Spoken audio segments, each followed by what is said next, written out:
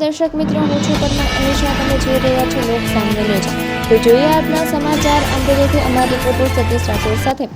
અમરેલી જિલ્લામાં સારા વરસાદ બાદ જળ સંચયના પ્રયાસોને મોટી સફળતા મળી છે. ઉનાળા દરમિયાન ઊંડા કરાયેલા તળાવો હવે નવા નીરથી છલોછલ ભરાઈ ગયા છે. આ અવસરે ઉર્જા અને કાયદો રાજ્યમંત્રી કૌશિકભાઈ વેકરિયા વિવિધ ગામોમાં નવા નીરના વધામણા કરી જળ સંચયના મહત્વનો સંદેશ આપ્યો છે.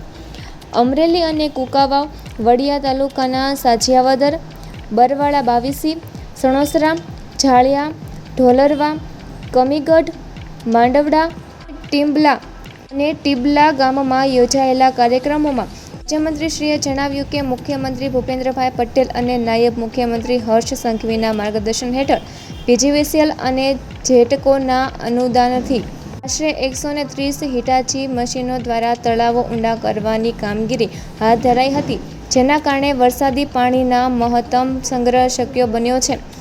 મંત્રીશ્રીએ જણાવ્યું કે આ જળ સંચયથી ખેડૂતોને સિંચાઈ માટે પૂરતું પાણી મળશે, ભૂગર્ભ જળસ્તર ઊંચું આવશે તેમજ પશુપાલક અને પર્યાવરણને પણ લાંબા ગાળે લાભ મળશે.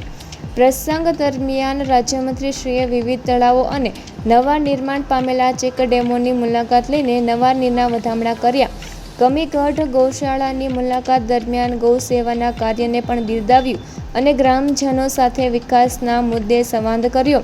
કાર્યક્રમમાં જિલ્લા અને તાલુકા પંચાયતના સભ્યો, સ્થાનિક આગેવાનો, સરપંચો તેમજ મોટી સંખ્યામાં ગ્રામજનો ઉપસ્થિત રહ્યા હતા. તો ફરી મળીશું એક નવા સમાચાર સાથે. ત્યાં સુધી જોતા રહો લોક સામના ન્યૂઝ.